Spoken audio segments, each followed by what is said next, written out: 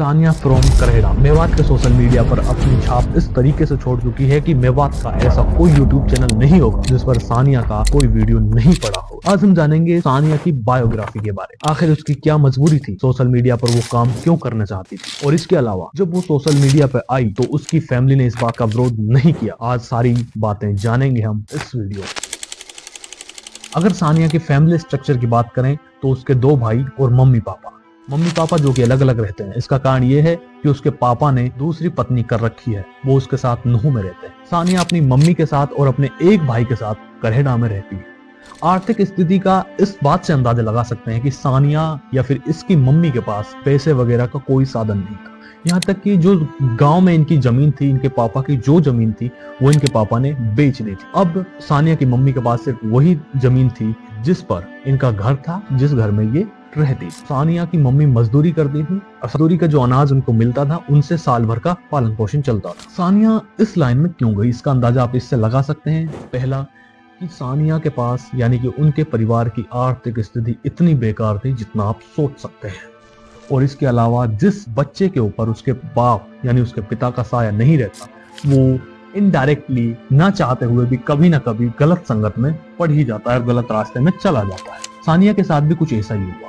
और इसके अलावा जो सानिया थी उसको वो बचपन में अपने मामा के यहाँ रहती थी, और रिश्तेदारी में जो लोग रहते हैं उनका हाल आव भाव वैसे ही बिगड़ जाता है, क्योंकि रिश्तेदार लोग बच्चों से ज्यादा कुछ कहते नहीं है। वो जब डांस सीख गई थी उसकी पहली वीडियो जो वायरल होती है वो सलमान टॉक्स के मुताबिक वो पहली वीडियो जो थी वो सानिया के फूफी के लड़के ने बनाई थी और उसी ने वायरल की। और इसके अलावा सानिया ने खुद अपने इंटरव्यू में ये कहा है कि उसकी फूफी के लड़के से उसकी शादी की बातें चल रही थी, वो सानिया ने खुद ने मना कर दिया था कि मैं उससे शादी नहीं करूंगी।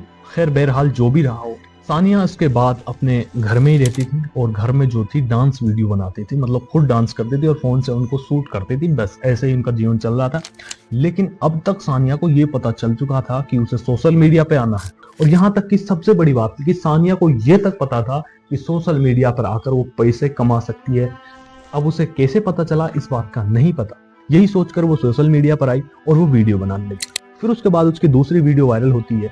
वो इस तरीके से शूट होती है कि उसके दरअसल उसके कजन की शादी थी। कजन यानी कि उसके चाचा के लड़के की शादी थी, और शादी में वो डांस वगैरह करती है, नाचती है, और कैमरामैन ने उसकी वीडियो बनाई थी। सलमान टॉक्स के मुताबिक सानिया के इशारों पर वो वीडियो बनाई गई, और वो सानिया के कहे अनुसार ही वो वीडियो पोस्ट की गई, यानी कि पब्लिक की गई सानिया के कहे अनुसार। यहाँ तक सब कुछ नॉर्मल चल रहा था।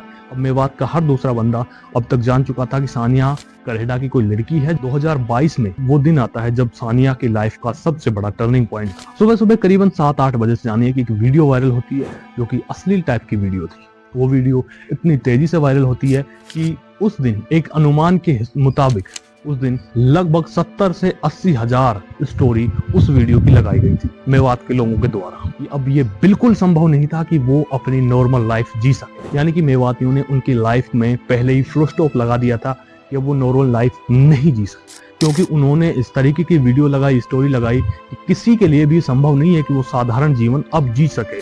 इसके अलावा अब सानिया के पास एक ही रास्ता था कि वो इसी फील्ड में जाकर अपना करियर बनाए और इसी फील्ड में आगे काम करे, क्योंकि अब वो नॉर्मल लाइफ बिल्कुल नहीं जी सकती। आप इस बात का अंदाजा बिल्कुल लगा सकते हैं। उसके बाद बात करते हैं कि क्या उसके परिवार ने, उसके फैमिली ने इंटरफेयर नहीं किया। सलमान टॉक्स के एक इंटरव्यू में खुद सानिया कहती है कि उसकी मम्मी ने इस बात का विरोध किया था, उसके पापा ने इस बात का विरोध किया था, बट उनके रिश्तेदारों का उनसे ज्यादा ताल्लुक नहीं था उसके पापा की वजह से। उनकी फैमिली से उनकी ज्यादा बातें नहीं होती थी, तो परिवार का कोई